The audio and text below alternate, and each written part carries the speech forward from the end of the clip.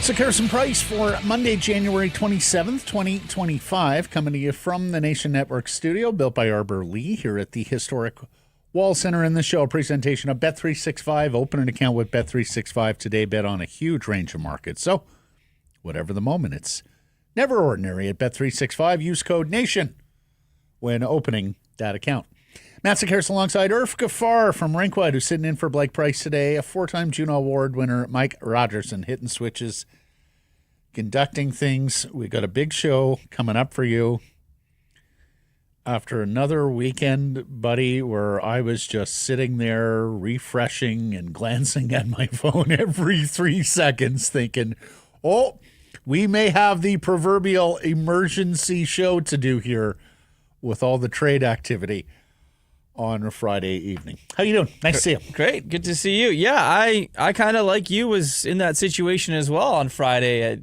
Things started to percolate a little bit. Everyone was getting ready to do emergency shows, and then the Carolina Hurricanes went and got Mika Rantanen.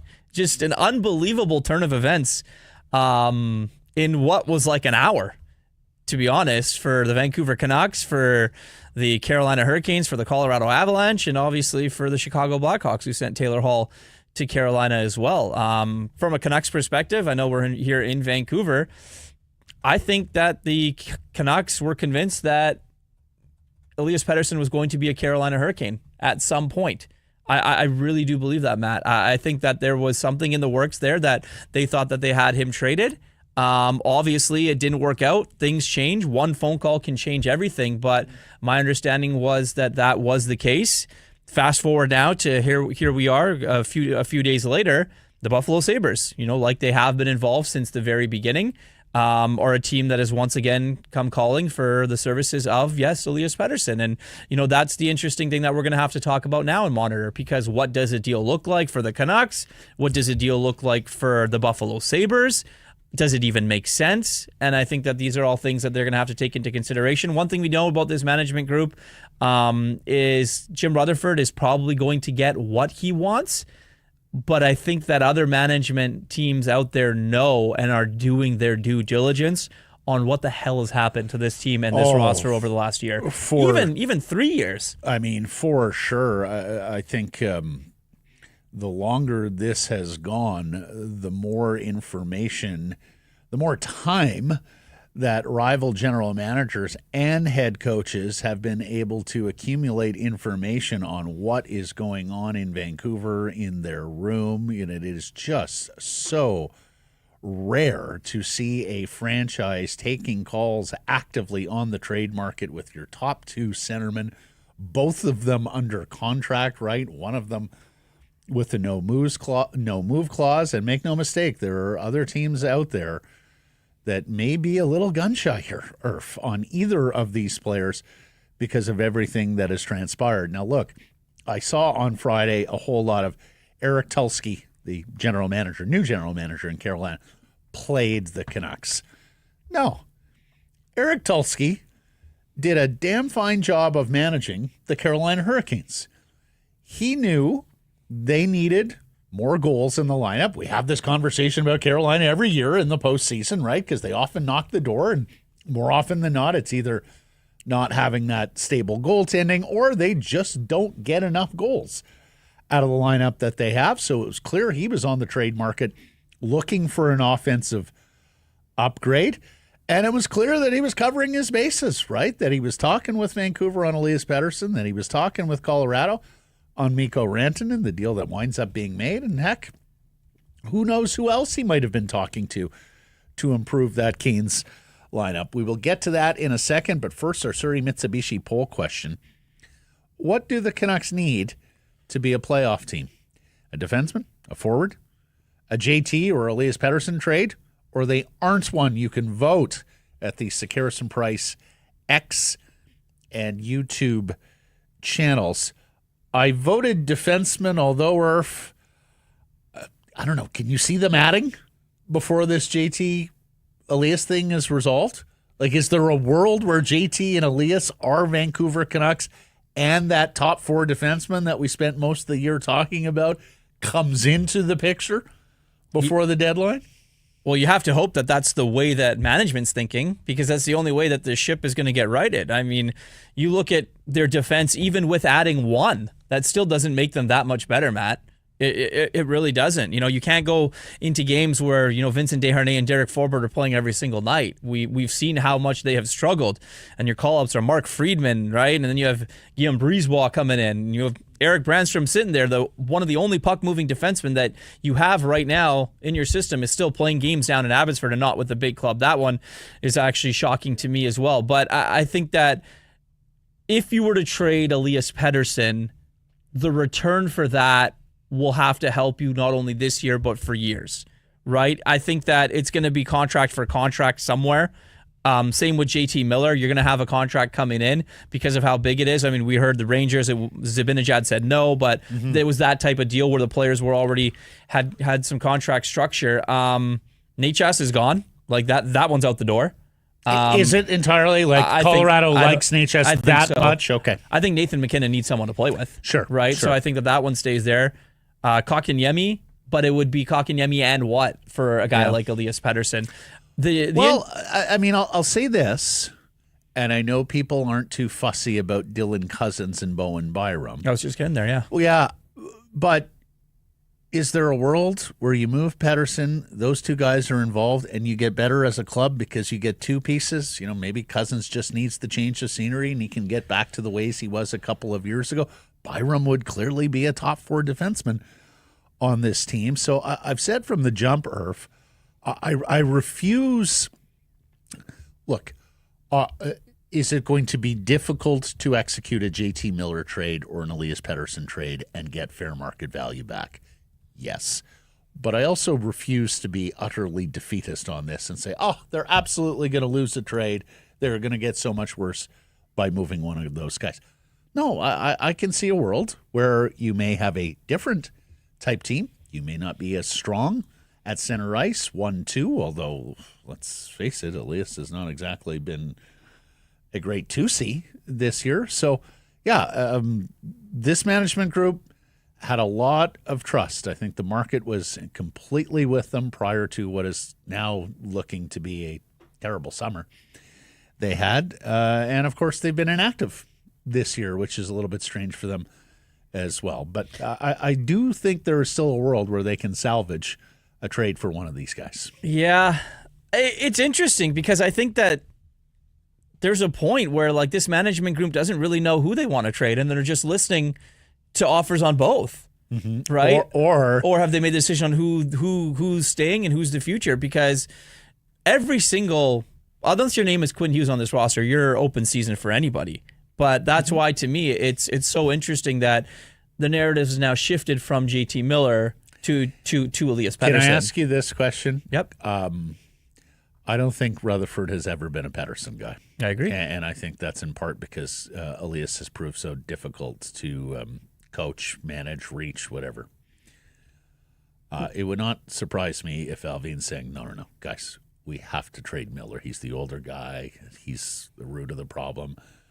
Whereas others in the organization aren't so sure. Is it possible that you have that sort of push and pull going on even within the confines of Canucks management? Yeah, I think that there's, even if you were to look down towards the scouting staff and things like that, I think that there's an agreement of who they want to keep and who that player is. Now, whether that's Elias Pettersson or JT Miller is an interesting question, but the JT Miller one, it's because he's got a no move, right? So it's easier to move Elias Pettersson now until July 1st. Indeed. So if you can go and do that, you can go anywhere and you can try and get your king's ransom, so have you. Yeah. But for JT Miller, if you do end up keeping him and you say, okay, he's only going to deal with 5 or 6 teams right now, and these are the only places he's going to go to, but maybe in the summer he decides to open things up a little bit. Yeah, and I think that's also possible here too, that they are just so wholly unimpressed with what they're hearing back in terms of offers or pieces that other teams would make available for JT Miller. They look at it and they go, well, okay, the market for him isn't as robust as we would have hoped, so let's go out and trade the guy who brings us more value, and that's Elias Pettersson. Our friends at Surrey Mitsubishi have a special program exclusive for the Sekeres Price audience. You've been turned down for financing at other dealerships. Surrey Mitsubishi has dedicated a representative committed to getting you approved through their in-house financing program. Jessica from Surrey Mitsubishi going to assist you. Bad credit, negative equity on your current car. Jessica is going to apply the special program for you. Do everything possible to make sure you are approved. Email Jessica at surreymitsubishi.com. Make sure you mention Sekeres Price to get in on this program. Some conditions apply. Surrey Mitsubishi, 13820 104th Avenue in Surrey. Let's get to our top story, brought to you by Yellow Dog Brewing, Neighborhood Brewing. Foolish Winery left at the altar for a second straight weekend. First, it was JT Miller to the New York Rangers in a trade that broke down for, my understanding is Rangers ownership nixed that deal. Apparently, the Rangers asked for retention on the Miller contract. Vancouver was unwilling to do that. The pieces in play, Philip Hedl, a first-round pick, a prospect. There's some talk that Ryan Lindgren, the defenseman, would be involved on that. Anyways, the Canucks, JT Miller, thought he was Broadway bound. Sure enough, he wasn't.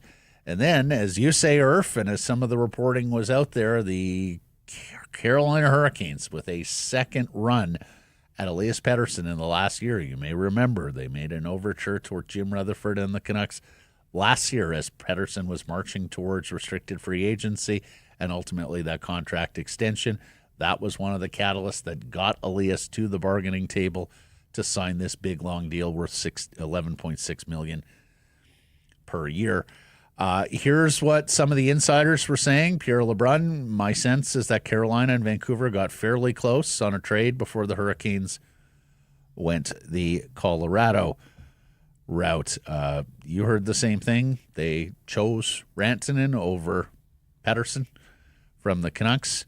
Elliot Friedman saying they discussed both Miller and Pettersson in separate trades, not together. Boy, together, that would have been something else. I don't think that would have worked. Elliot says, I believe NHS would have been involved in a Pettersson deal, but not a Miller one. Obviously, there are other moves they could have considered. Rachel Dory, former Canucks executive. Carolina wasn't willing to trade NHS for JT Miller, and now they've got Rantanen instead. If you're pushing your chips in on one of those guys, it's Rantanen without a doubt. And yes, Sebastian Aho and Mika Rantanen are friends and are supposed to, I guess that's one of the pitches that Carolina is going to make to try and get Rantanen to re-sign. What people need to understand here, because I know there's a lot of people scratching their heads about why Colorado would do this. Colorado has been a hold-the-line organization on contracts. Yep. Yeah, you may remember that Nathan McKinnon at one point was playing on one of the more team-friendly contracts in the National Hockey League. They understand they have to pay Cale Makar coming up here. They understand that Nathan McKinnon and Cale Makar are their in-house cap, so to speak. This is the Detroit Red Wings model with Nick Lidstrom from all those years ago, right? Hey, good player, coming up to free agency. Yeah, the market is inflated. We're not paying you more than Nick Lidstrom. So Carolina held the line here. It became evident to them that Mika Rantanen was not going to come in at their number. And then they had the stones to move him, Irf. And there are a lot of people who have wondered when NBA, NHL, even to a lesser degree, NFL-style trading will come to the NHL. And by that, I mean teams who aren't afraid to pull the blockbuster.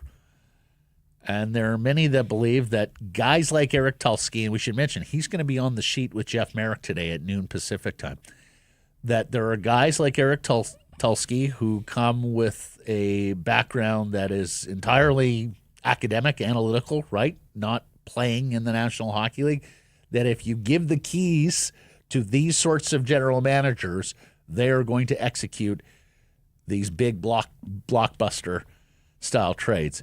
You tell me, how do you think Colorado did in this? How do you think Carolina did in this? I think that the general managers in the NHL need to start thinking more like Eric Tulsky, right? I think you need to open your eyes and open the doors and realize what kind of world we live in, the new age we live in, and go and try and make these moves. There's a reason why you see NBA and NFL owners trading these players left, right, and center, because they're not afraid to spend money. The cap is going up. Like, you should be able to go and spend some money. And it's interesting for me because the guy that owns the Colorado Avalanche has a lot of money, right? And his teams have won, and they've repeatedly won. So I get the narrative of, wanting to not pay guys more than Nathan MacKinnon, wanting to not pay guys more than Cale Makar, but those guys are going to get there. So Nathan MacKinnon negotiated his contract a while ago. Currently, Leon Draisaitl is making more money than Connor McDavid. No, right? And currently, Elias Pettersson is making more money than Quinn Hughes.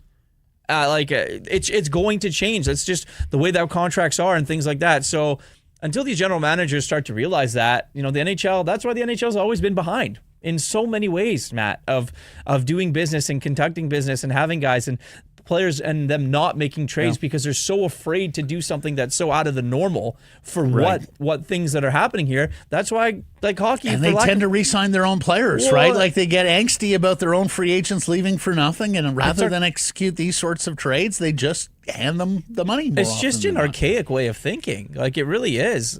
And you want to grow the game, and you want to make things exciting. You want to fill your seats. You want to do all of that. But it doesn't happen if you're not willing to A, get off your wallet, or B, go out and try and make these bold moves. The Hurricanes, for their side of this, get a more impactful offensive player. And don't get me wrong, Natchez can really play. I mean, he's very fast. He's a terrific creator off the wing. Not much of a defensive player or a physical guy, but no, he can absolutely play. But Rantanen's the premier power forward in the game right now. And then from the Colorado side of things, you get a good offensive player who can help you make up for the loss of Rantanen. You get him for an extra season, right? Because Natchez is under contract for next year before he becomes an unrestricted free agent. And you get in Jack Drury either a guy who, look, if he's a third-line center for what he's making, that's a really nice piece. If he's only a fourth-line center, well, at the very least, it's an NHLer who plays down the middle at $1.725 million for this year and next, and he's even club-controlled beyond that as an RFA with Arb rights a year and a half from now, plus the 2 picks added. And that brings me to Irf. Are the Colorado Avalanche done? Jared Bednar, their head coach, sounded like he was quite sad. And Nathan MacKinnon, to his credit, did interviews after their loss on Saturday. And he was also quite sad. If you're Colorado management, you're a recent Cup winner. You're trying to win a Cup, right? You're on a playoff spot. Are you done, or do you have to add after getting the worst share of the deal offensively on Friday? I mean, you're in the first wild card spot. You got 60 points. Like, you're playing some decent hockey right now. I think you do try and add if you're Colorado. We don't understand, or we don't know what the future is going to hold for Gabriel Landeskog. I think that one, it's been fun watching him kind of skate, but not really. I don't think that there's an end goal in sight for him to play, maybe playoffs. McFarland, the general manager there, said this was independent of Landeskog. Yeah. There is still no certainty with Landeskog coming back. I think you have to add. I think you at least need to try. Like, you owe it to your team to get into the playoffs. You get into the playoffs with a roster that has Nathan MacKinnon and Cale Makar on it. I mean, that's anyone's game. Absolutely. Right? Especially since they've stabilized goaltending there with Blackwood. And, of course, have picked up some assets and picked up some cap space in this trade as well. And I asked that, Irf, because, well, the JT Miller trade market was pretty soft to begin with. And that's even with people saying he would accept a trade to more markets than you might think because he just wants out now. But now you got to scratch Carolina off the list, I would think. They have made their moves. They have spent their cap space. And it's going to be exceedingly difficult for them to get a JT Miller, particularly if they have to shore up goaltending, which some people think is a must for them between now and March 7th. So, do you lose a potential suitor from the JT trade market, softening it further?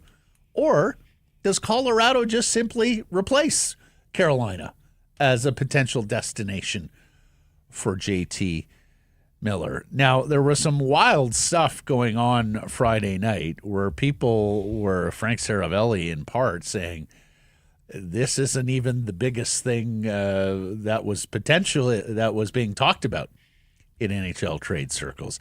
And everybody, and Biznasty was quick on this one, everybody wondered whether this was to set up a Colorado effort to pry Sidney Crosby out of Pittsburgh. The reasoning being that if Sidney Crosby was ever going to accept a trade out of Pittsburgh, it would be to a contending team where he had good insulation, felt good about the people, and of course him and Nathan MacKinnon are big buddies, both from the same Halifax suburb. So we'll see. I mean, everybody in Pittsburgh seems to think that Crosby will be a Penguin for life, that he'll be the Jean Beliveau of that franchise, the Sedins of that franchise. They haven't done a lot of winning there, though, and it's hard to see future winning arriving there in Pittsburgh. But assuming that Sidney Crosby is not being traded by this deadline, Irf, JT Miller is an upgrade on Casey Middlestat, a guy who the Avs are not particularly happy with these days. In fact, Mika Rantanen had started playing center ice for them. So they need an upgrade on Casey Middlestat at second line center. They gained about $1 million in cap space in this deal. They gained a couple of draft pick assets. And while there might be teams out there with room concerns about JT Miller, that they don't want to introduce him into the room, it's a pretty insulated room there. Nathan MacKinnon runs it, and he runs it rigidly. Yeah, remember? He does. No pasta unless it's chickpea pasta. He's the dog for a reason. So I think that's a organization that could look at JT and say, look, we don't have any worries about him in our room because we have Nathan MacKinnon. You tell me, do you see a fit, Miller, in Colorado? I just look at it strictly from who's coming back. So Casey Middlestat and what? Right? The Avs aren't giving up Girard. Josh Manson doesn't really do it for me. Your top two defensemen aren't getting moved. And then you have to go down the list of either prospects in their system, which they don't really have that many that are that good. No. And right, like They've traded a lot of recent first rounders out already. Lekkonen's an untouchable. And then the Canucks don't need a winger because you just paid one. You just traded for Jack Drury. You're not going to trade him. I mean, you might. But a guy like Ross Colton, I just don't know if the Avs have enough to make it work for that, just because of what you said before of how Casey Middlestat isn't really playing that well. So you're getting a guy here that's not playing that well, but the potential for him, and you've seen it in the playoffs, is excellent. We're a guy that you really don't know too much about in Casey Middlestat. Yeah. There are a couple of first-round forwards in the Colorado organization that have not yet made it to the NHL. Callum Ritchie, a centerman, played for Canada at the World Juniors, and big Oscar Olason, a would-be power forward Swedish winger who has dipped a toe in the NHL. They also have a big Russian defenseman, Gulialev, who they selected, who's still on their reserve list, 31st overall pick. In 2023, he's a big left-handed defenseman. So, yeah, you're quite right. There's not an easy trade fit amongst roster players because, yes, you need a fair bit more than Casey Middlestat. I mean, we're into silly season right now, and we will be until the March trade deadline, but, teams like the Ottawa Senators, we've heard their name maybe involved with Elias Pettersson. Elias Pettersson, I don't think would want to go to Ottawa, and I don't think Travis Green would want to, bring on a guy like Elias Pettersson. JT Miller there makes sense. I don't know that JT wants to go to Ottawa. Yeah. So then would he waive for Ottawa? I don't Probably think so. not. Pettersson, of course, wouldn't have a say in the matter, but you have to wonder whether Travis Green would. They've had trouble scoring goals, though. That's a team on the verge of the playoffs, and it's been a very odd season there because they make the trade for Ullmark. They sign him to the big contract. He's been hurt, and yet they're still getting great goaltending, and defense is not an issue there. Adam Gaudette has found a home. Yeah, even if he was much better early in the season, but they haven't been able to generate goals there. Josh Norris is hurt again, although he's on the verge of coming back here if he's not back already. Anyways, they could certainly use the offense, and whether there's a trade fit there, I think it's fair to say Ottawa probably has more pieces that could connect on a trade more so than Colorado at this point. Then there's Buffalo, buddy. And, the interest in Pettersson from Buffalo's point of view, you can understand it. They have a very good, promising collection of young players. It has not come together.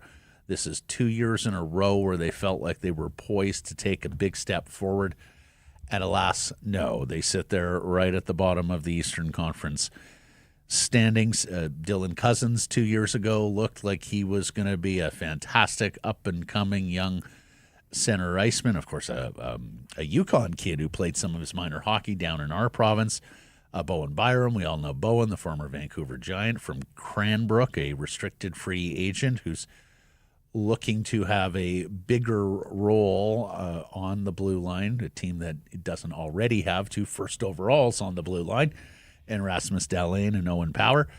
There is now some fretting about his defensive play, the hockey sense there, whether he's going to be able to put it together and be the stopper that his size suggests. He's a big man. That his size suggests he could be. I mean, you were drafting Power first overall because you saw maybe not the highest end offensive defenseman, but a guy who was a full two-way defenseman with that sort of size and skating ability. Well, it hasn't really come to fruition just yet. Yep. You still play the patience game there on Owen Power, or are you ready to move on? And then there's Zach Benson, Chilliwack Zach Benson, and I'll mention him just because he's playing in the league as a teenager. There was a stat earlier this year. It's probably about a month old now, so don't hold me to it. He was number one in the league in retrievals off dump-ins. So you got to think that appeals. You got to think that appeals to Rick Tocchet, right? With how often they dump the puck in. But you tell me, do you think there's a match to be made for Pettersson in Buffalo? Yeah, I definitely do. There's a reason why the two have called and talked to each other numerous times over the phone, Kevin Adams and Patrick Alvin.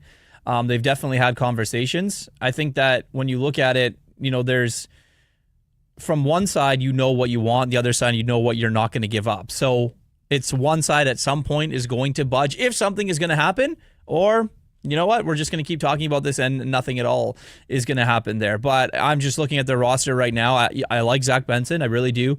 Cousins, a change of scenery could work well for him. Bowen Byram's going to want to get paid.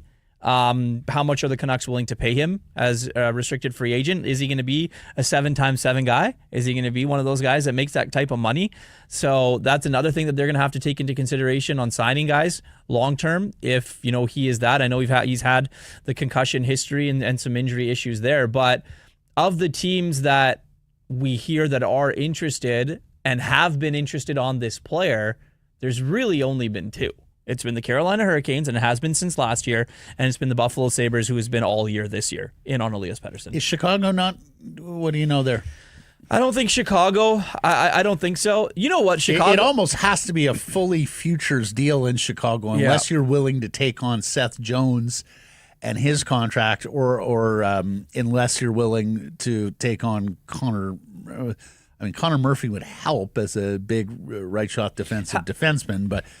It's a centerpiece in an Elias Pettersson trade. I mean, they would have to really bulk it up with future picks or prospects there. Here's my thing with that is how far back are you willing to set your franchise in trading a player for futures when you have Quinn Hughes right now, the way that he is? And you've got Demko. I know he can get to that Vezina form, hopefully, for a couple more seasons. You've got JT Miller right now, I'm assuming we're trading Elias Pettersson here, but you've got guys that are there right now. So if you're trading someone just for strictly futures, you're setting yourself back. Yeah, because if you are if you are going down the road of a full team makeover, and this is something we've been talking about now for the last couple of weeks, is it just going to be a Pettersson or a Miller trade, or is that just going to be the first domino in what is several more coming?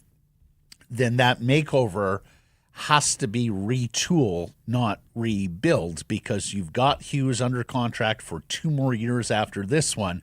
You're going to want to surround him with the team that he feels good about in a couple of years' time so that you can get him to re-sign. So it absolutely has to be deals that return enough NHL-ready material to keep you competitive and at the very least create the hope, the prospect that there are brighter days ahead and a higher ceiling than what this current group has. Your organizational outlook has to be do whatever it takes to make the captain happy, whatever he needs, and take his advice. He knows the game. He obviously plays it at a very, very high level. Plus, he's got a lot of individual associations around the league. Knows the room. This is a guy who has gone out and made friends across the league, either from his time with the U.S. National Development Program at the University of Michigan, his training and workout groups, either on that works out with Roman Josi, well, and now USA Hockey, right? Like now he's finally going to get to play on a quote unquote best on best for USA Hockey and create more allies there. So no, I'm 100% with you. Bring Quinn into the thinking here, into the equation. Don't isolate him. I think he has been brought in, Matt. Yeah, well, good at some point. Yeah, good. Well, I mean, Gilman said to us last week, when you sign a guy to a no move, or in the case of a guy like Quinn Hughes, they're not your player, they're your partner. So absolutely take their good word. And look, we talk about this because if there weren't enough bombshells with the Vancouver Canucks and on the trade market, Kevin Woodley of In Goal Media on radio last week saying the goalie coaching community, hearing Thatcher Demko's name is out there, and that his name was part of the conversation with the Carolina Hurricanes. Could you have imagined a Demko and Pettersson to Carolina trade?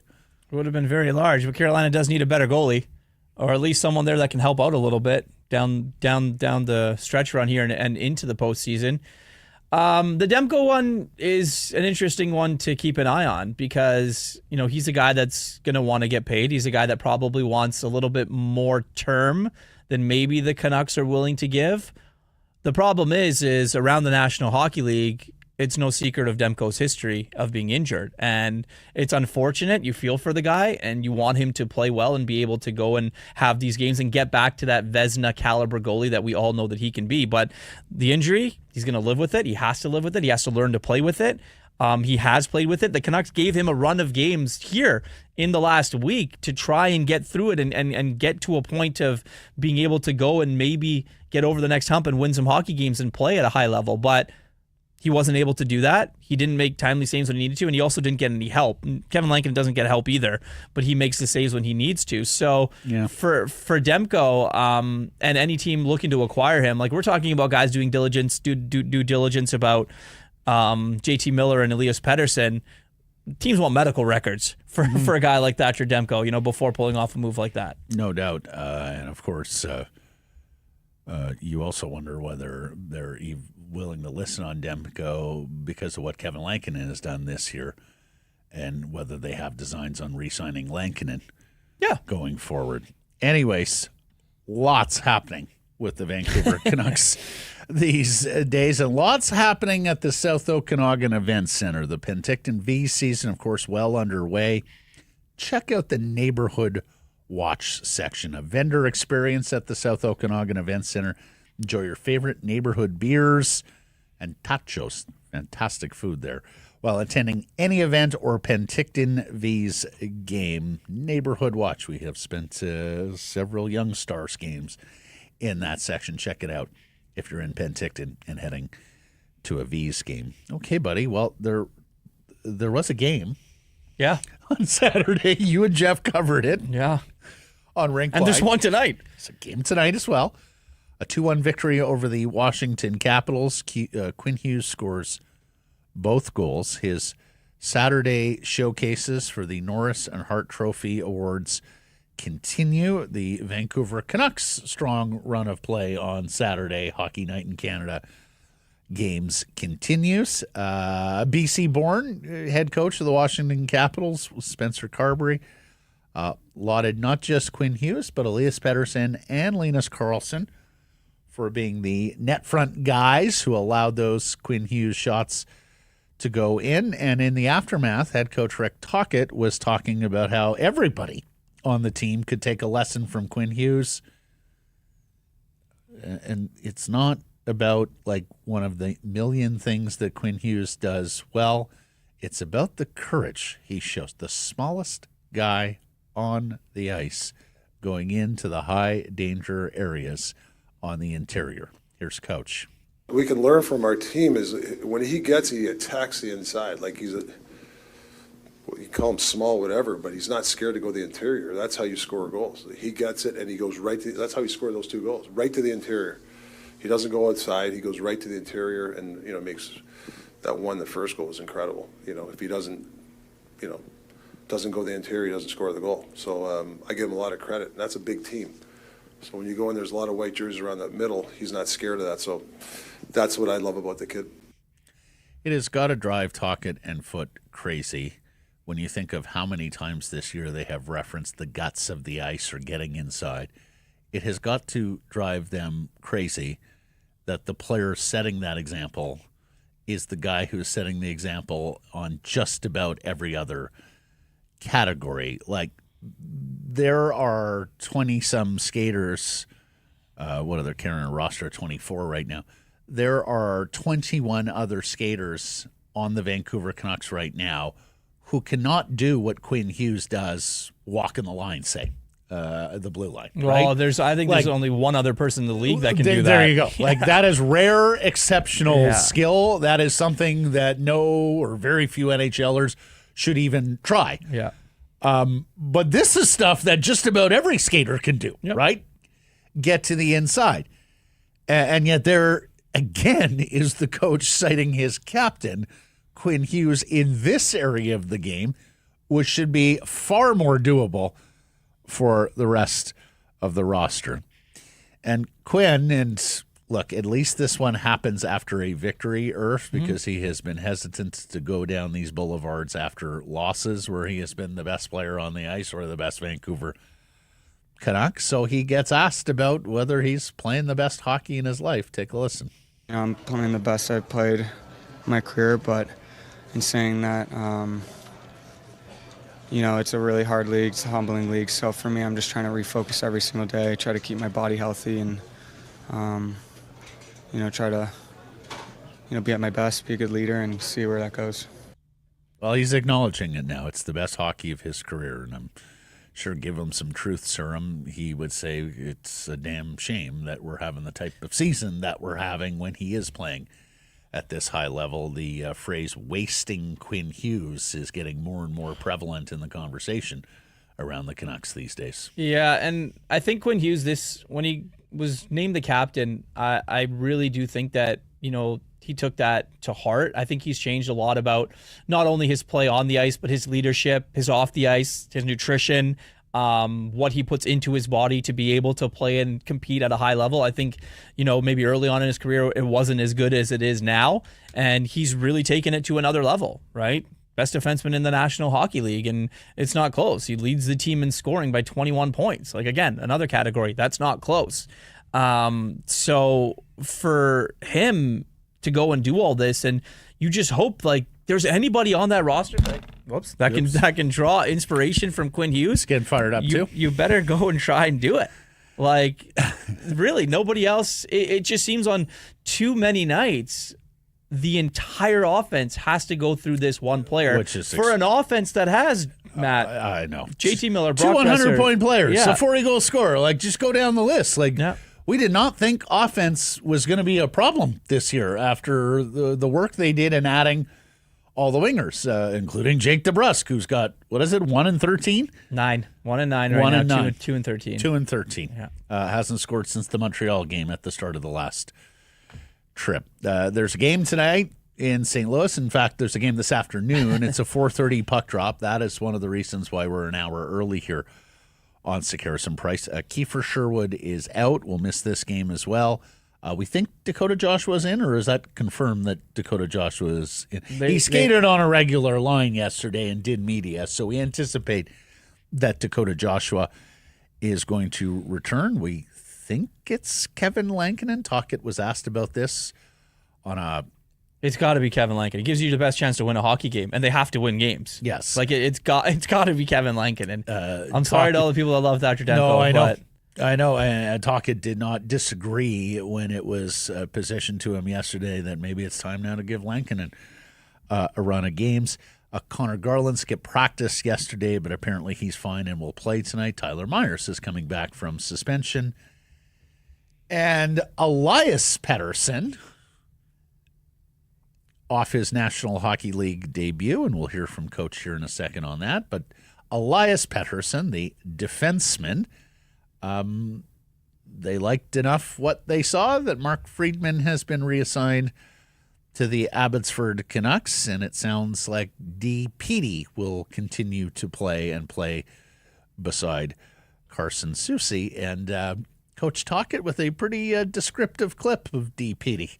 So let's hear from Coach on the Canucks' newest rookie defenseman. Really big fan of the kid. I think he, how many games he plays, I don't know at this point, but I think he's just going to get better. He's got that swagger.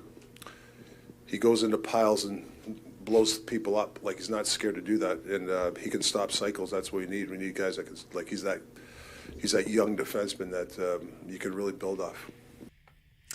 Swagger, goes into piles, blows people up. Really likes them. they like him. I mean, and there's a lot to like. Yep. He's got an attitude. He's got an edge. Plays with physicality. He's not your typical Swedish defenseman. He's a little bit different than the stereotypical profile of a Swedish defenseman. And the other thing is, boy, if he can skate and move the puck a little bit better than some of the other guys in the Canucks bottom four, there are minutes available here. Kind of reminds you remember back in the day where Alex Edler just kind of came into the lineup and it was like, yeah, he's pretty smooth. Brings them something they, don't really hit. Yeah. Just keep playing them. You wonder whether Elias Pettersson, can be that seamless fit, and Tanev as well. Once upon a time, that seamless fit into the Canucks, into the Canucks six tops or their defensive six. Just wanted to get to these line combinations. So he's got Miller with Heinen and Besser. Yep. Then he's got the all-Swedish line with Höglander and Linus Karlsson joining Elias Pettersson. Boy, Jake DeBrusk with Pius Suter and Dakota Joshua as the struggles continue for Pius Suter. And then Di Giuseppe with Bluger and Sasson. What do you think of those? What do you think he's trying to achieve here? Well, he's got nothing works in scoring goals the other way, so you got to try and do something to generate some sort of offense, Matt. Didn't really work last game when the offense came from the defenseman, right? No. And I think that Elias Pettersson and Nils Höglander, you hope you can get something there because it just has not worked with Elias Pettersson and Jake DeBrusk, and I think that they're frustrated about that. You're obviously going to keep Brock Besser and JT Miller together. Pius Suter up there, yeah, he has had some success with them on that line. If Dakota Joshua plays, I wonder if they reunite Bluger Joshua and Connor Garland and kind of make that a thing again, just because Kiefer Sherwood's not in the lineup. I don't mind Kiefer Sherwood with Elias Pettersson. I do mind Kiefer Sherwood when he's with Elias Pettersson and he's not doing the offensive things, where he's not retrieving pucks or he's not doing that. He's just going in and playing a more of a forechecking role. And that's what you don't need that on that type of line. Yeah. And should mention Garland was not on one of those lines at practice, so he's going to slot in there. He's going to slot in there, yeah. A little bit. And then how about this, Irf? As tormented as the NHL Canucks season is the Abbotsford Canucks season is really picking up here. And you got to feel great for Ryan Johnson and Manny Malhotra and everybody who's been involved with the Abbotsford Canucks since they arrived here a couple of years ago. They have won 8 consecutive games, and they've got a bunch of players now who are filling up the stat sheet, as our buddy Dave Hall of Canucks Army notes. 2 goals for Danila Klimovich, 2 assists for Kirill Kudryavtsev, 2 assists for Eric Brandstrom, goal and assist for Nils Oman, who's been scoring down there. So you've got a lot of fantastic things happening down on the farm and at Abbotsford Center in terms of wins coming, points coming, player development coming. We see it here with D. Petey. Kudryavtsev is a nice story there as well. So is Klimovich after years of toiling in the American Hockey League. So who knows? There might be more push from below. There might be more help coming from the Baby Canucks as this season goes along. And how nice is it, Matt, that finally the Baby Canucks are up the road? Utilize the farm. Well, look utilize how they have. what you have. Yeah, they have. That's what I mean. They've done well there. They're getting work. I mean, Daniel, Henrik, Sedin are there all the time. When they're not with the big club, they're out there working with those guys. So they're getting work from the big league club, and it's definitely proving. Let's get to our menu. It is brought to you by Greta Bar YVR. And yes, we did fire an hour early here on Sekeres and Price because of that 4:30 start in St. Louis. We did this a couple of weeks ago. We did a 10 a.m. show in advance of a 4 p.m. game, and we may do more of these as the season goes along. And in fact, a lot of it has to do with you folks and when you prefer the show. So do let us know, especially for these early, late afternoon starts that we get when the Canucks are either in the east or the Midwest. What I can tell you is February 15th, we're going to be at Greta Bar for Canada versus the USA International Hockey. Looking forward to this. We got ticket giveaways, signed memorabilia, trivia, T-shirt tosses. It's all happening at Greta on February 15th. Tickets are just $10. If you're looking to upgrade and get the VIP experience, $40. It includes a Greta Smash Burger, a beverage, and a game card. Doors open 1 hour before the puck drops, so come early, grab your spot, soak up the atmosphere, play in the arcade. Grab your ticket today, nationgear.ca, and join us on February 15th at Greta, 50 West Cordova. Let the games begin. We'll talk to Darren Dreger, TSN Hockey Insider. Needless to say, all the insiders were busy over the course of the weekend chasing the Carolina Colorado/Chicago deal. We didn't mention, but Taylor Hall was also a part of this, going from Chicago to Raleigh. So we'll talk to Dregs about all the relevant Vancouver Canucks offshoots from this deal. And we'll talk to J-Pat after the weekend that was, and pointing forward here to this game against the Blues, who are a direct competitor, right, in this Western Conference playoff chase. Vancouver is now 3 points behind the Calgary Flames for the final playoff spot in the West. Calgary sitting on 55 points, Vancouver 52, both having the same number of games played. The Canucks have 2 games in hand on the Blues with the 2-point lead. So this one, if you got 2 points in regulation, that would be a difficult one for St. Louis to swallow on home ice. And you and Jeff will have coverage on Rink Wide following the game. Absolutely. Washington Capitals closing in on a 6-year, $35.1 million extension with their goalie, Logan Thompson. Wow. So that's $5.85 a year. Yeah. AAV. He who should be a Canadian. I 100% agree. That's why I was kind of hoping you said that. Yeah. So far is not. And yeah, the Capitals had both guys were free agents, if I'm not mistaken, right? Lindgren and Thompson. So I had heard that, I'd read something last week that they were proceeding cautiously on extensions, but Thompson, is he 22-2 or something outrageous? Logan Thompson is so good, I think he gets to pick what games he plays. Like right now. He's got his own schedule. Wow. And there's also a minor trade today. Scott Perenovich, once a apple in the Blues' eye, prospect-wise, defenseman, going to the New York Islanders. So we're starting to see more player activity here, Irf, and not surprised. We wondered whether when the season stopped for the international break, for the Four Nations tournament, whether some teams would want to get some of their business done by then, because, of course, then you're powerless and watching some of these players and hoping nobody gets hurt. Time now for our Bet365 bets of the day, and you're guest hosting today, buddy, so you go ahead and fire first. Who do you like from tonight's card? Give me the Canucks at plus money in St. Louis, and I like the over in the Pittsburgh-San Jose game. Both those teams can't defend. Both those teams can score a lot of goals. The San Jose Sharks score. Like, they give up a lot of goals, but they can score at will. So it'll be interesting to see what happens. But yeah, both of those I think is plus 300 or something. So give me some action on those. I had heard that Sidney Crosby was incredibly gracious with Macklin Celebrini. Of course. As a fellow first overall, as a fellow Canadian centerman, I heard he was very sporting and very gracious with Macklin when these two teams met earlier in the season. And if you know anything about Macklin Celebrini, like, first of all, the joy and the enthusiasm almost never wanes with the kid. Like, No. he is peak level 10. But particularly so when you're getting guys of that ilk and order welcoming you to the National Hockey League. Okay, so the Canucks are getting all these goals from the defenseman, right? Or at least from Quinn Hughes. I just wanted you to be aware of the payouts on anytime goals from Canucks blue liners here tonight. It starts with Quinn Hughes at plus 425. Tyler Myers is back from suspension. Maybe, get a little bit of giddy up there from the chaos draft going the other way. He's plus 1,200. And then D. Petey to score his first National Hockey League goal.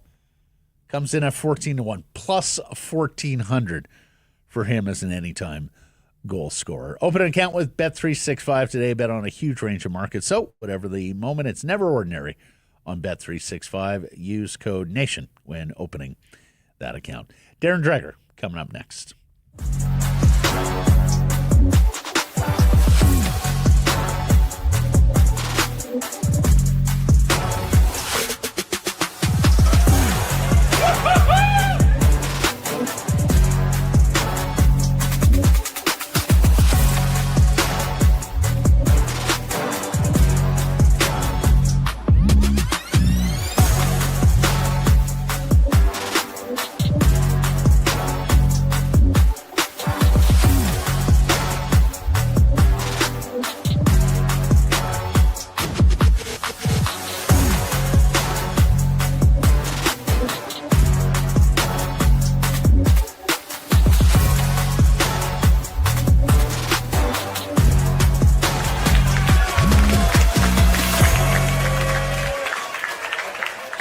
Some price from the Historic Wall Center. This next segment brought to you by Ben Moss. With a history dating back more than 100 years, a proudly Canadian-owned and operated company. 5 locations here in British Columbia: Abbotsford, Victoria, Chilliwack, Willowbrook, and Langley. Coquitlam Center, committed to customer satisfaction. Check out the large selection of Canadian mine diamonds, lab-grown diamonds. They got mine diamonds with payment plans to suit your needs. For more information, check out benmoss.com. Ben Moss, for the love of jewelry.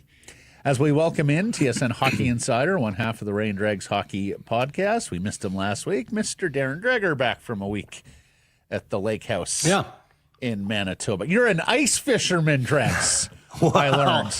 I'm a participant, and I'm a happy passenger. So I've got real good friends and neighbors there. And, the good news is I'm picked up in a heated side-by-side. So imagine this utility vehicle, which has an enclosed cab with everything heated inside.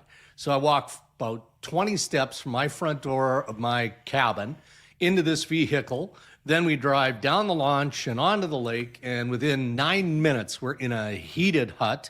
And there's all sorts of technology floating around this live scope thing where you can literally see the fish, the outline of the fish, like bopping its beak up against your lure. So, yeah, that's what I did. It was fun. I enjoyed it. So they make it easy for you and they keep you warm. I'm sure there are some libations as well.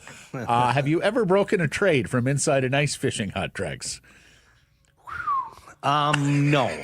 No, he has not to from think about it, though. Well, no, I'm sure I have, or a signing historically when fishing in some description, but no, not from an ice fishing hut. But I would have given it a valiant attempt had I been in said hut on Friday. I would. Wow, to say the least. I mean, when early word broke on that trade and a third team was involved, I think all of us here in Vancouver were on pins and needles. And then the biggest surprise of them all, it's not Vancouver, it's Mika Rantanen in Colorado. Before we get there, lots of reporting on how close Vancouver and Carolina were on a deal. What's your sense? How close was Elias Pettersson to being a Carolina Hurricane?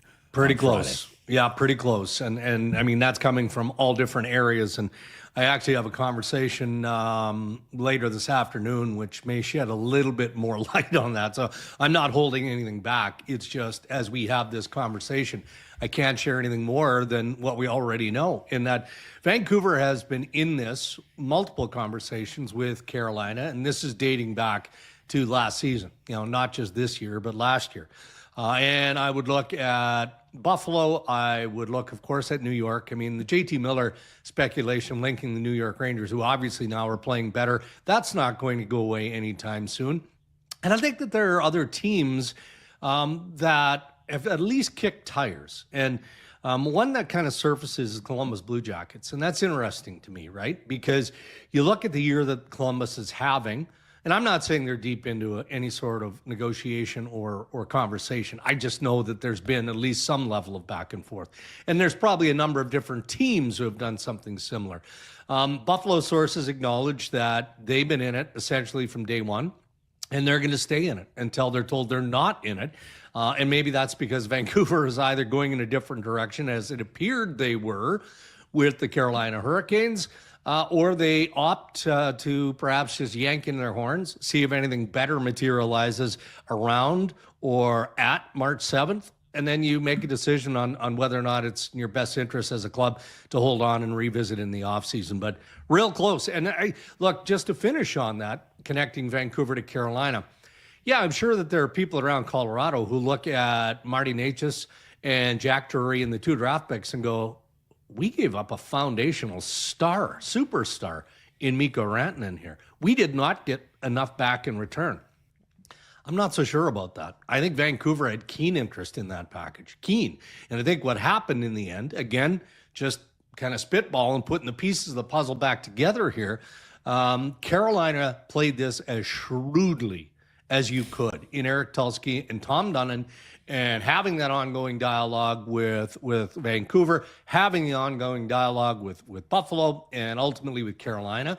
And none of us knew that Mika Rantanen was, in factually, the crown jewel until there it popped on Friday. We went, oh, okay, well, now this all comes together and makes a little bit more sense. So your understanding is it would have been a similar package for Pettersson as what wound up landing Rantanen? Whether it was on the table or not, specific to what ended up in Colorado, I can't be 100% sure. And it does make common sense, doesn't it? That if you are landing Mika Rantanen, even though he's a pending unrestricted free agent, and yes, of course, there's risk that goes along with that, you're probably going to have to sweeten it, right? And so maybe the player was different than Jack Drury. Maybe the draft picks were different. I can't be sure. But if you're sending Elias Pettersson to the Carolina Hurricanes, with all due respect to Kotkaniemi, I don't feel like that gets it done. I don't. So we may never know whether or not Marty Necas was had to be included in a deal with Vancouver, unless Vancouver sources come out and say, yeah, that was the case. We don't know that, but it makes a lot of sense that would be the case to me. Darren, are you surprised at all how active the Vancouver Canucks have been over the last couple of weeks? And we know that there's talks been earlier this season as well, and we know that Jim Rutherford and Patrick Allvin like to be aggressive as they were last season. But just with the activity that they've had and the players that have been involved, are you surprised about how active they've been? And my second question is with the Buffalo Sabres and how close things can get. Are we at a point where, okay, we're one phone call away, or is it this thing could still take a little bit of time? Well, there's no way to answer that unless you're intimately involved. And I always say that you're always one phone call away. I mean, I would think that based on the number of conversations that Kevin Adams and Patrick Allvin have had to this point, both sides know where the line is drawn here. And I've said this before, it's not like Kevin Adams and the Sabres aren't willing to part with top pieces here. And if we're talking about Cousins, or we're talking about Byram, or we're talking about both, they are viewed by the Buffalo Sabres as being top-notch players. So there's got to be a like package coming back the other way. So if it's Pettersson, is it Pettersson plus what? And that's, I think, where you break down in agreement, in just recognize the value of either side. That can shift very quickly, very swiftly with a phone call. I think, though, even though you're right, we always remind everybody, Jimmy has a history of getting stuff done early, and by extension, so does Patrick Allvin under the tutelage of Rutherford.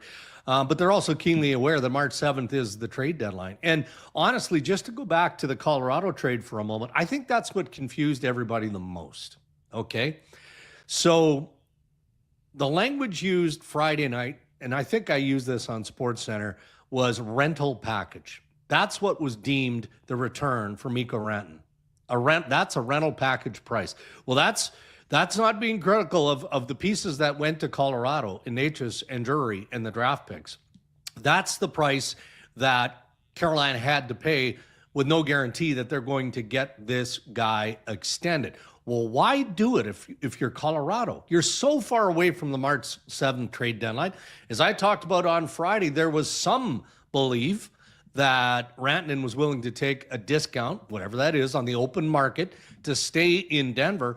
But yet Colorado goes, no, we're moving him now. And the reason you move him now is because you don't believe that if that discount was real, it wasn't enough from a budget perspective to make it work, and the risk of injury.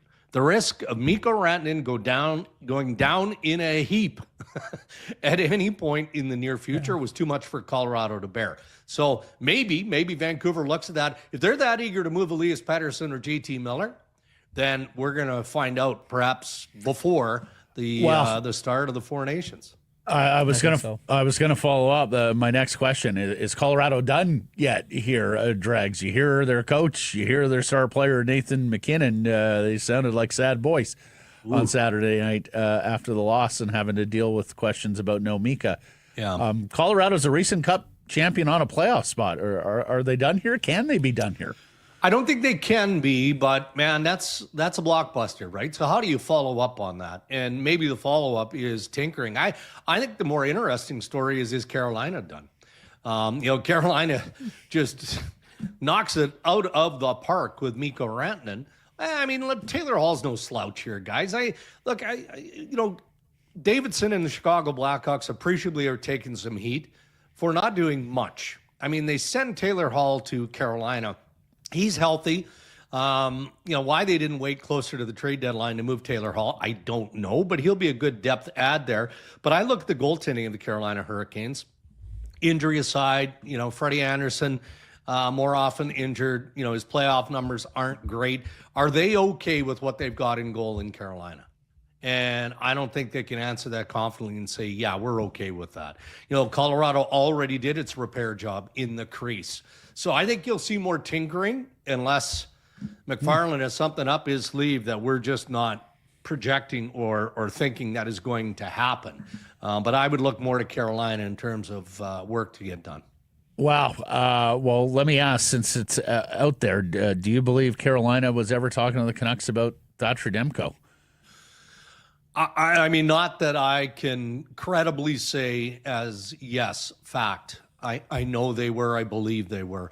And I'm always hesitant to just dismiss anything out of hand because there are thousands of wild conversations that take place before a deal is made. There just are. Let me ask on Colorado. They were already not most happy with Casey Middlestad as their second-line center. In fact, Rantanen had been playing some in the middle of late. Could you see them as a JT Miller landing spot?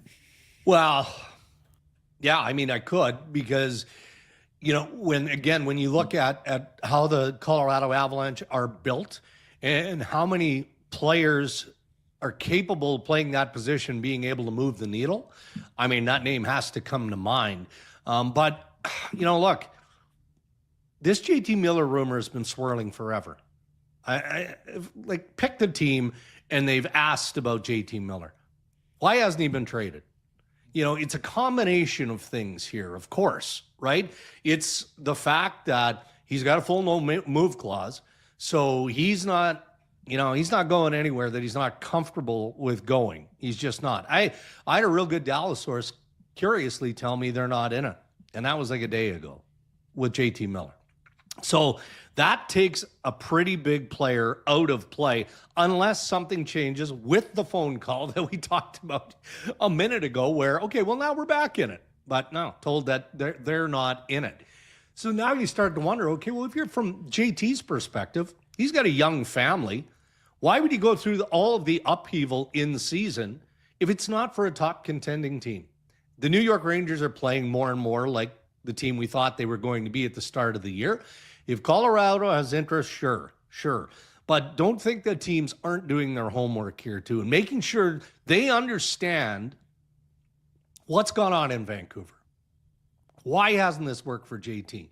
How much of this is he responsible for in terms of everything that we've talked about and whatnot? So it may not be that simple. The player, 100%. When he's on his game, I could see him fitting for sure. Yeah. Do you know why the Miller deal to the Rangers last weekend broke down? Well, I don't, and I'm not 100% convinced that there was, in fact, a deal that was there to be made. I mean, again, I'm not shooting down stories other than, how close is close? Yeah. If you feel like you're one piece away or, a concession here or there, okay, then sure, it can break down that quickly. But what is that piece? What is that piece? Or earlier in the year was Mika Zibanejad wouldn't waive to go to the Vancouver Canucks. Well, I mean, is that what it was? I mean, those are significant hurdles when you're talking about a transaction like this. Yeah, I guess there was some reporting about the Rangers asking Vancouver to retain on the contract, but it's got 5 more years, right? Yeah. There's not a lot of retention that goes on. 5 years. You mentioned JT Miller and, the teams doing their due diligence and why hasn't he been traded? Is that why the reason now we're seeing more Elias Pettersson name come up for the Canucks as to, well, one of them's got to go. I guess from maybe organizationally, one of them's got to go. So let's try. Well, one or both. Right? We're still in that. Yep. And I know it sounds ridiculous to say that. It literally tells Canucks fans we don't know what we're talking about when we say, well, it could be one, it could be none, it could be both. But it could be both, it could be one. But I don't think, I think honestly, it's where is the best deal from a Vancouver Canucks perspective here. From a coaching standpoint, when JT Miller is playing the game that they need him to play, does he probably suit Rick Tocchet and the coaching staff's design more? Sure he does. Of course he does. But there's also the unknown. And this would be a fear factor from a management standpoint in Vancouver too. What if Elias Pettersson has a change of scenery and he pops and off he goes? Now, that can happen, right? I mean, you negotiated the contract. 11.5 is nothing to sneeze at. You find a way to reinvest that money. But Vancouver isn't in that situation today. They're not throwing out this season. Whatever they get back, is going to be disruptive to the roster of the team that they're dealing with because the pieces coming back, unless they've changed their position, this can't entirely be a futures-driven trade. So I think after more or less exhausting the level of interest in JT Miller. And a week ago, we probably would have said that the focus was almost entirely on trading JT Miller based on interest. I think that Patrick has done a real good job of just making sure that all possibilities are in play. And because of how things were heating up with Carolina on Elias Pettersson, that probably got the juices flowing a little bit more on that side. Switching gears here, Dregs, we have our first pull out from the Four Nations tournament. Defenseman Alex Pietrangelo of the Vegas Golden Knights, citing an ailment and a desire to help Vegas win a cup in the second half of the season, and he goes out and plays 24-plus minutes last night for the Golden Knights. First of many, how is Hockey Canada, the National Hockey League, all handling this news? And what's your sense of especially these veteran players who, needless to say, will be nicked at this time of year going out and playing the international break?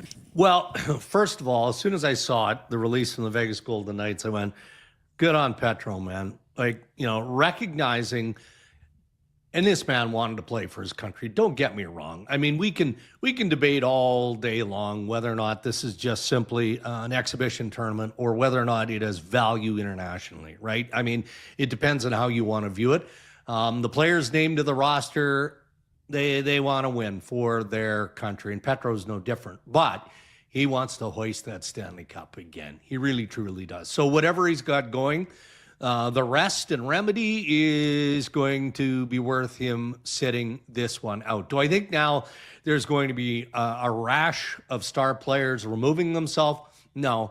And, we were having this discussion before going to air, and, I think you'd have to have a good, explanation, conversation to the people of the National Hockey League and the Players Association who essentially are putting this thing on as to why you're removing yourself, because there wouldn't be many players who are going to participate that are 100% healthy. That's just not the reality at this point of the regular season. So there's concern from a Canadian perspective across the board. There would be concern. Who is next? Because the owners don't love the risk here. I can assure you of that. The general managers don't love the risk. The coaches hate the risk. I mean, think of the top players that could get injured in this event. And if any of them are long-term in your top contending team, chances are your Stanley Cup hopes fade in a hurry. But Canada's got a list of replacements that are pretty solid, pretty good guys. They're going to pay close attention to Drew Doughty.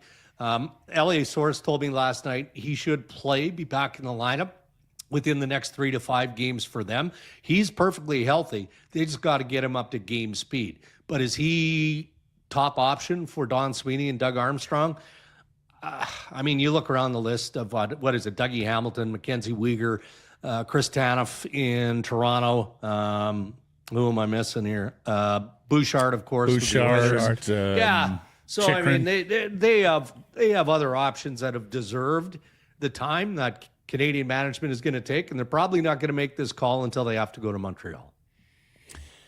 All right, sir. Well, we will look for the replacement name there and whether anything else happens. And, of course, we're all on pins and needles, I think, between now and March 7th on Miller, Pettersson, and any kind of move coming out of the Vancouver Canucks.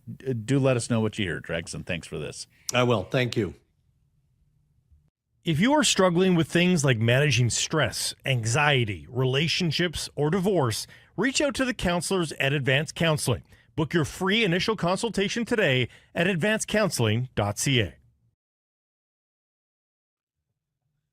Sick Harrison Price from the Historic Wall Center. This next segment is brought to you by Pacific Toyota Dealers, the 2024 Toyota BZ4X, the ideal Vancouver car, the ultimate commuting vehicle, full access to the HOV lane. It's 100% electric. Plug it in overnight.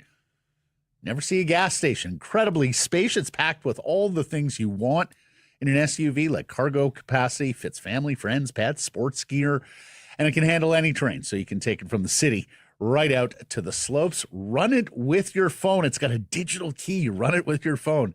And when you choose the BZ4X, you can get up to $12,500 in rebates and incentives, and you can now finance from 0.19% APR for 36 months. Visit shoptoyota.ca or your local Pacific Toyota dealer today as we welcome in Jeff Paterson, our Canucks reporter of Rinkwide Vancouver, after a winning weekend, but yet another weekend packed with intensity, suspicion. We were sitting there on the edge of our seats when that big deal was going down, Jeff. We'll start there before we get to the games at hand. Where were your thoughts, emotions? What did you make of the weekend that was in the big Colorado-Carolina trade where Vancouver apparently finished bridesmaid again?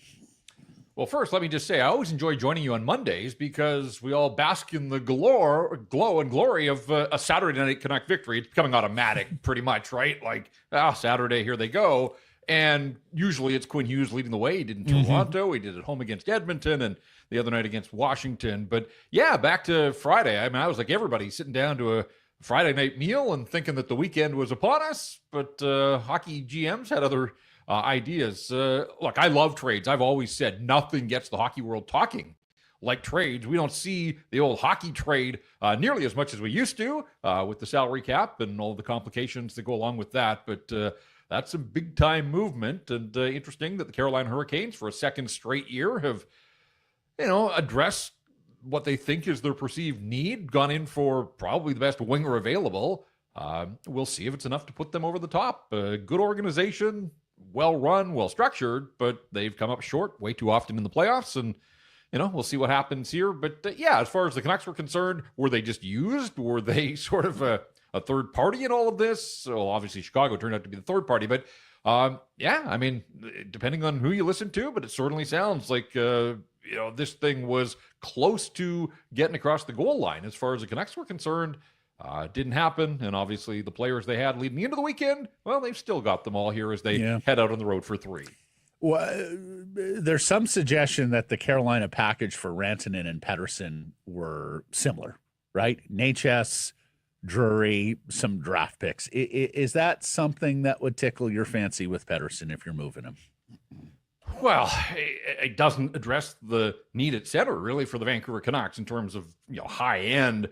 Leaves a gaping hole. Now, the Elias Pettersson, the forward, now we have to distinguish because there's the two of them. But the one we're talking about, EP40, obviously isn't lighting up the National Hockey League, but still the hope is that at some point he'll return to the form that he has shown earlier in his career. And so adding a big-time scoring winger, sure, and this is a team that can use help offensively at all positions right now. But no, I mean, I think that would be somewhat underwhelming. If that could have been the return on a JT Miller trade, I've got a little more time for that discussion. But I think if they are intent on trading Elias Pettersson, you are hoping that they absolutely knock it out of the park. And I don't think that the return on that deal would fit the description. What are the young pieces in Buffalo, Jeff? Could you see a fit there with Elias and some of those young guys in Buffalo?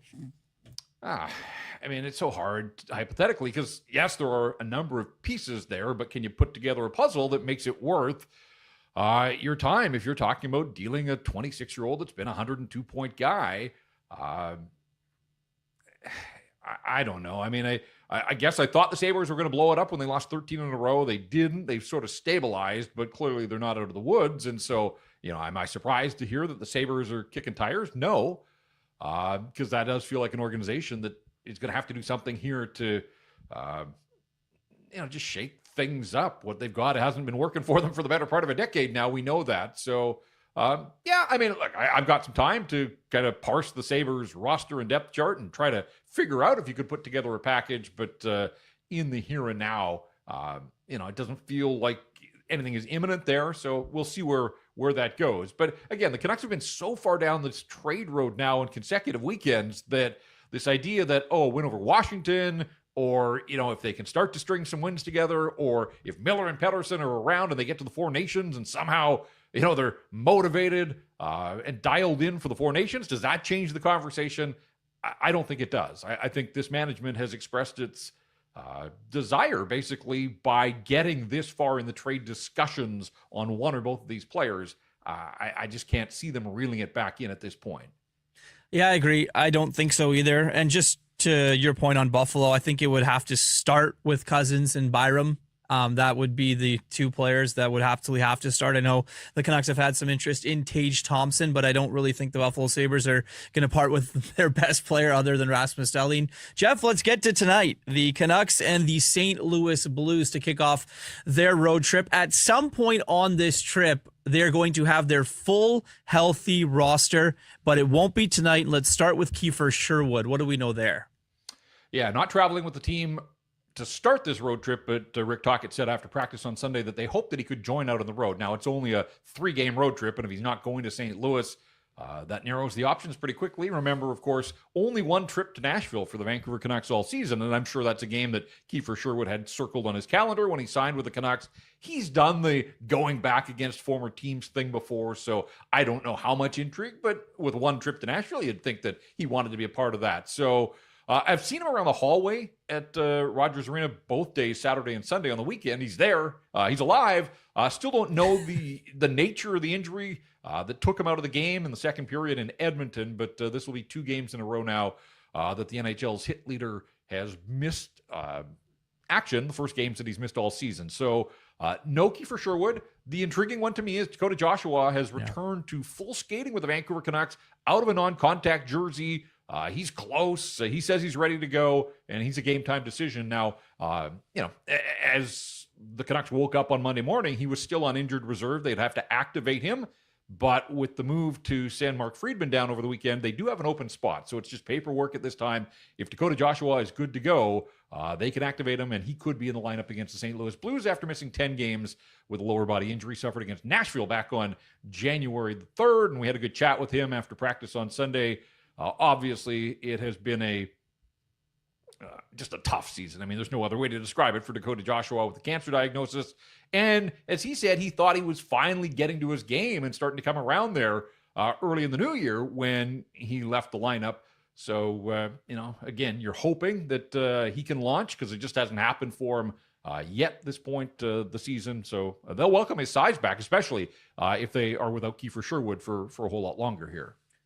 No morning skate for the Canucks. Won't get to hear from Rick Tocchet until probably just before game time. They won on Saturday, although it was on the heels of their defenseman, Quinn Hughes. Do you expect same lines, similar lines, or maybe change, obviously, if Dakota Joshua is back in the lineup? But that was quite the blunder that we saw on Saturday morning and into Saturday evening. Well, a couple of things are interesting to me. One is that they practiced on Sunday. It's not a short flight from here to St. Louis, and they were coming off a good win. I thought they would be rewarded with just get on the jet and go. But I asked Rick Tocchet about that, and he said, look, with a guy like DPD inserted into the lineup with the changes that he made to his forward groups for Saturday night, said he just needed some continuity here, some touches of the puck, and they're not going to have a lot of practice time on this road trip or really between now and the Four Nations break. So he just wanted to get guys. It was a quick 25, 30-minute practice, but he just wanted some puck touches and trying to get a little more chemistry with some of those new line combinations. So but the way they skated, they get Tyler Myers back. He's out of the doghouse, the league's doghouse. He's served his 3-game suspension, so he'll get plugged right in. But based on Sunday's practice, it looks like DPD is going to keep his spot in this lineup and play for a second straight game. And that would mean that Vinny Desharnais, who, boy, he's had a tough week and had a pretty tough season. It looks like Desharnais and Noah Juulsen would then be the extra defenseman for the Vancouver Canucks. So DPD coming off, I thought, a pretty decent NHL debut the other night. I love the fact that the Canucks were like, we don't care that it's the top team in the National Hockey League. We're throwing this guy, into the deep end, see if he can sink or swim. He played 10 and a half minutes. It was interesting that he didn't play the final 9 minutes of the hockey game as they nursed the 2-1 lead. So shortened the bench. The rookie was the sort of the odd man out there. Not a huge surprise. But I loved Rick Tocchet's description of what they like about him and the fact that he wants to blow guys up. That he can break the cycle behind the net, and he's looking to blow guys up. So, that they like their big defenseman. And all things considered, hey, like given the stage and just sort of the way that this team is going, I think injecting some fresh legs and some new blood into the lineup was fine. He looked all right. So, if he stays in, he's earned his opportunity. What's he trying to achieve with these new forward combinations, Jeff? It's quite a blender here to have Pettersson with the 2 Swedes, DeBrusk with Suter. What's the mindset there? What's he trying to achieve? Well, I think it's as simple as this, Matt. In the last 5 games, they've scored 10 goals, and 6 of them have come from defensemen. Quinn's got 5. Phil Hronek scored with the clapper the other night in Edmonton. So 60% of their offense in the last 5 games has come from the defense. So it wasn't working the way they were going. I do think, there's an element of the blender effect. There's also throwing something against the wall here and hoping it sticks. And, the all Swede line, they're on the ice for both of the goals that the Canucks scored. Linus Karlsson standing his ground in front of the net, I thought was part of that first goal for Quinn Hughes, that he's running a bit of a screen in front of the net. Elias Pettersson was doing that on the second one. So they're not lighting up the scoreboard, but doing some of those small things that do contribute to offense. There's some curious choices there. I mean, we've talked about how quiet Pius Suter's gone, and he's centering your leading goal scorer in Jake DeBrusk, who is as cold as he's been since the start of the season. That seems like a bit of a strange combination that somehow those two are going to come together to bump each other's slumps. But, it hasn't been working on so many fronts. And I was looking this morning, because Irf pointed out on Saturday that, Quinn Hughes doesn't just lead the Canucks in scoring. He leads the Canucks in scoring by 21 points. He's got 54 points. JT Miller is their highest scoring forward with 33. I looked at it this morning, guys. Every other team in the National Hockey League has a forward with more points than the Canucks' highest scoring forward. Like, it's these crazy. are just things that you would never have thought at the outset of the season. And when you see Quinn playing at the level that he is, it's impossible. Like, how has that not rubbed off? Like, just pass him the puck and you're going to get points. But yeah, I mean, every team in the league has a forward with more points than JT Miller does. That's astounding. Lastly, Jeff, from me, but Woodley saying that the goalie coach community is hearing Demko's name out there.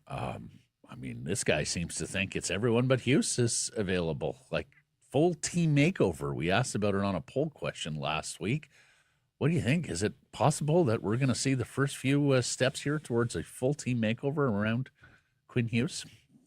Sure, I think it's possible. I do think that pretty much everything is on the table. And look, Thatcher Demko had his 4-game run last week. It didn't go so well for him or the hockey club. And Kevin Lankinen was really good against Washington, a relatively low-event game, but gives up the one goal. And even at that, it was a little bit greasy there. He thought he had the puck and it scored it free.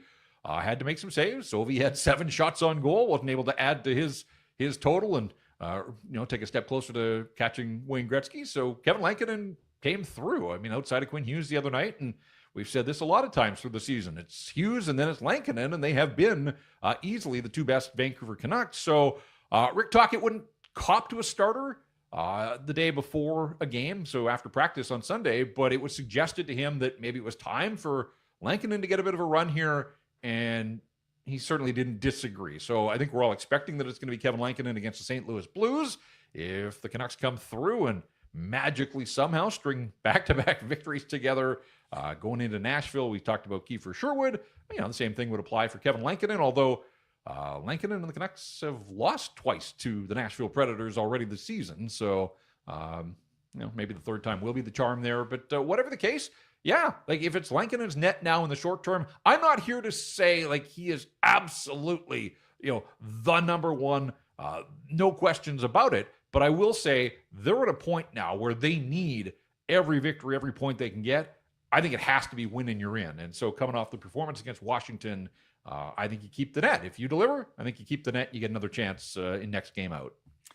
Yeah, and of course, if they are looking to move Demko or people are calling on Demko and they are getting an audience there, then the questions about Lankinen and extension, I think, will only get more pronounced as this season marches along. Great stuff, Jeff. We'll be watching, listening on Rinkwide later today. It's a big weekend, a big week of Canucks hockey with the road trip and the 3 early starts. So thank you for this, and until later in the week. Can I have my co-host back for Rinkwide?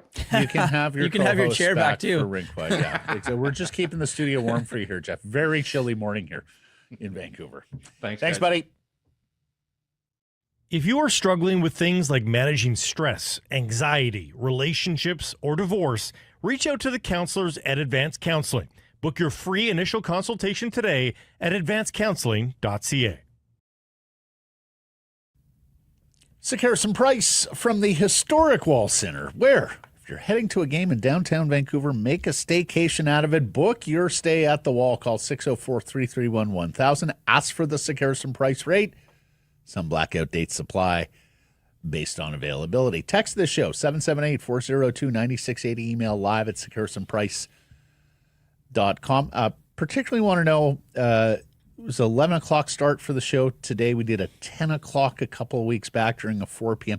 Do you like that? Do you want us to continue starting the show early when we have these 4 and 5 p.m. Canucks starts out on the road, 4:30, I guess. So do let us know. It all goes to the Great Clips inbox. Great Clips, it's going to be great. So, are you excited about Kansas City and Philadelphia for the second time in 3 years? I'm excited about Philadelphia. I think the thing with Kansas City, for me, I mean, look, if you can't beat them, they're there for a reason. I steal a line from Nate Burleson. You might as well enjoy it. Be lucky enough to see what we are witnessing because it is greatness. But there were a couple calls in that game that quite have been a little bit shoddy. I do think that this defense, this Philadelphia defense, can give Kansas City a run for their money, though. Of course, 2 years ago, they played in Glendale, Arizona, 38-35. Kansas City won. It was a terrific ball game. Hope to see that again. And really, I thought it was a good day of football yesterday. I mean, Washington wasn't close in the fourth quarter, but there were a ton of big plays in that game. There was a lot of juice, excitement in that game. And Jaden Daniels is already a quarterback where you go, okay, he's down 18. They're not out of this because of the plays that he can make, throwing the football down the field, and, of course, some of the long runs. And KC Buffalo lived up to the billing. We all thought it could be game of the year or close to it, two heavyweights. And that one tight down the stretch as well. More on Buffalo here in a second. But just so everyone's aware, and you'll have 2 weeks of hearing this, Kansas City looking to be the first three-time consecutive winner of the Super Bowl in that trophy's history. There has been one NFL franchise to win 3 consecutive championships.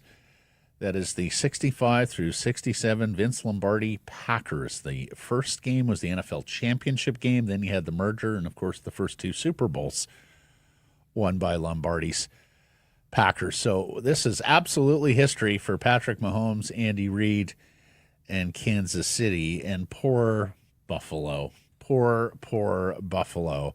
This from Dan Orlovsky of ESPN. In playoff history, teams to score 3+ touchdowns in a turnover-free game are 140-19. Josh Allen is the only quarterback with multiple losses in that scenario. He has 3 of them. 3 of the 19 are on poor Josh Allen and the Buffalo Bills, and they have all happened against Kansas City within the last 4 seasons. I mean, we've talked about dragons here in Vancouver, be it the Blackhawks, be it the Blue Bombers. Kansas City is the outsized dragon to Buffalo. Whoa, was that loss for Josh Allen worse than Lamar not actually winning a big game? Fair. I mean, and those storylines continue next year. They're never going to go. They're never going to go away until you beat them. I can't believe it because I do think Lamar is going to win MVP. I would not be surprised to see Allen as the runner-up. They were extraordinary this year, but not extraordinary enough to beat Kansas City. I am firmly in the Eagles camp for this game. I got to say, I can't really stand Nick Sirianni, but I love the idea of being able to win a championship with defense and a running game. Like, I think that formula has to be present for the NFL to be entertaining, exciting. Like, if it's just a battle of who has the best quarterback, for me, that diminishes the entertainment value of the product. I like to see teams try and do it through different means, different teams. And really, I mean, you're going back to Denver with at that point, diminished Peyton Manning in 2015 as the last team that read defense and a running game to a Super Bowl championship. So, anyways, firmly in the Eagles camp. What a day for Canadian alpine skiing on Saturday. They're calling it perhaps the best day ever for Canada on the slopes. Jack Crawford and North Vancouver's Cam Alexander, both out of the Whistler Ski Club, finished first and third at the famed Hahnenkamm downhill, Kitzbühel, Austria. This is the most dangerous, demanding, famous, prestigious alpine race the world over. The crazy Canucks won it 4 straight years. And all of them, 3 of the 4 were surprise victories. Ken Reid had raced 4 times on the World Cup circuit, when he showed up there in 1981, 80 or 81, and won the damn thing. Like, people were like, who is this guy out of Canada? The next year, Steve Podborski got his first World Cup downhill win there. He would win 2 straight years. And then Todd Booker, same thing. He was a first-time winner at Kitzbühel. That really gave birth to the legend of the Crazy Canucks, that they did it at this venue. So there's a history of surprise Canadian winners at this race. And Jack Crawford, Ontario raised, but Whistler-based, that was his first World Cup victory. He had made no bones about the fact that that was the dream, to win at Kitzbühel. He actually has a World Championship gold medal and an Olympic bronze medal from Beijing, but this was his first ever World Cup victory. And then Cam Alexander from North Vancouver also hitting the podium. Boy, there was a pretty good party up in Whistler on Saturday night, Irf. And then Sunday was A-Day, as Colin in Planning reminds us, all the Aussies up in Whistler. It was a hell of a party weekend up in Whistler, celebrating some local boys done well. I went and watched the replay of it, and they're just the intensity and how long that race is. And there was the one corner with the broadcaster and said that if he just takes this corner at a certain speed, he's got it, comes around, just flies. And then that was it. It was awesome. It was really cool to see. Yeah, you get close to a fence line there. Well, Brian Stemmel, who has forever been on the call for alpine ski racing here in Canada. Of course, he nearly died there in 1989. It is still one of the most terrifying falls you will ever see in alpine racing. He was in near tears as Crawford crossed the finish line. They both skied out of the same club in Toronto as youngsters. And Brian even admitted he felt like he let Canadian ski racing down by never getting a result at Kitzbühel. So it was just packed with emotion. What an achievement. Congratulations to Jack and to Cam. It was fun watching that on the weekend. We told you the Whitecaps were close on some player acquisitions late last week. Sure enough, that young Canadian winger, Jaden Nelson, is now signed, sealed, delivered. He was the 2019 Canadian Youth Player of the Year, and he had been in the Bundesliga too over in Germany. I think you're going to see the Caps with a few more additions here before they get going for real in the MLS season, of course, right now in Spain, training and playing some exhibition games. Go ahead. No, I was just going to say, you hope that this season the Whitecaps can kind of take everything that's been going on and maybe rally together on the pitch and put together one of those seasons where you look at it and say, we're for sale. Does anybody want us? Or whatever. Maybe some good juju there, but I don't know. Well, because here's the thing. You no longer have an ambassador like Vanny as the face of the franchise, so I think you're more results-oriented than ever. I mean, this was the decision that Axel Schuster and the club chose to take, and it's a business, and that is all well and good. But if you don't have success this year, people are going to look at it and say, well, the last coach at least had us playoff competitive. We'll see how they do. Yeah. You've been an attendee at the HSBC Rugby Sevens over the years. Yes, I didn't dress up as most do, but I trust me, I attended. Yeah, don't you worry. I took part in everything else. I definitely did that. I too have been an attendee. Yeah. I have not yet gone in fancy dress, but folks, if you've never been, it's like Halloween in February. Just walk around the concourse and take photos with everybody in the fancy dress. It is a scene unlike any other in Vancouver sports or global sports, even when you think of it. And the HSBC Rugby Sevens, the best party in town, the electric atmosphere. You got to experience it for yourself. Celebrating 10 years now, a very good run, decade-long run here in Vancouver. The best teams in the world are going to be at BC Place from February 21st to 23rd. Canada, of course, playing in both the men's and the ladies' tournaments. Grab your friends, grab some fancy dress. It's 3 full days of rugby action and partying. Single day tickets are now on sale starting from $65 plus fees. For the fan that wants to cram all the fun into one day of partying, enjoy the next level rugby experience. VIP tickets from $130 a day, giving you the best seats in the house, player access, private bar and lounge access, in-seat food, and beverage service, and tickets start as low as $40 per day. Van7s.com. It is breakneck action, too, at Rugby Sevens. Yeah. Well, 15s is more of a plodding game that you get the occasional burst, right? Sevens, it's like tennis. Your head's on a swivel. Back and forth they go with all that space and all that speed. It is quite fun to watch. It moves. There is a pace both to the games and to the weekend at the Rugby Sevens BC place. Poll question results from Friday. We asked them, will the Canucks ever get past Connor McDavid's Oilers? Irf, remember the beginning of the season? Simpler times, bro, where we were just talking about the Vancouver-Edmonton rivalry, how it's back on, and how, this is the Canucks derby now. They just got to get past Connor McDavid and the Oilers. Got to Game 7, close. Yeah. Okay, the roster doesn't look quite as good, but these guys are aggressive. They'll make some moves in season, right? Yeah. You remember all that? Oh, yeah.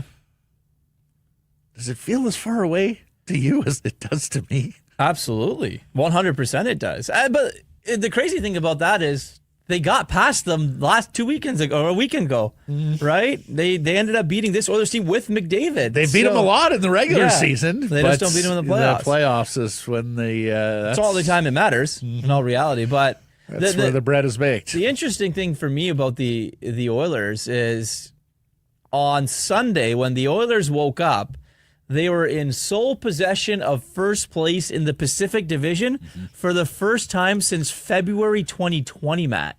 So that's a long time that they haven't been division leaders. Canucks were up there. Vegas Golden Knights were up there, right? And Canucks spent most of the year last year up there. Yeah.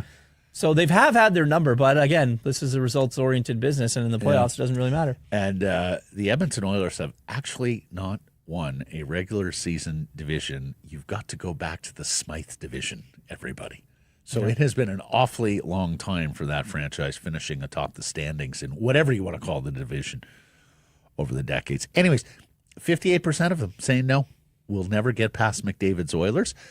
Others quibbled. Jack, ever is a long time. So yes, of course, they will at some point get past the Oilers. Well, the Oilers, sure, but Connor McDavid's Oilers, that's the thing. Like, are you just waiting like he and Gretzky and Messier to get them out of the division where you get past them? Lego Batman says the third-string goalie who spent most of his time in the AHL this year nearly did it in the playoffs last year. Yep, he nearly did it. Morris says, I'm saying no based on the current outlook, including the Canucks need to trade their only center that can take on McDavid and come out on top. Yeah, I mean, JT was terrific in a matchup role against McDavid.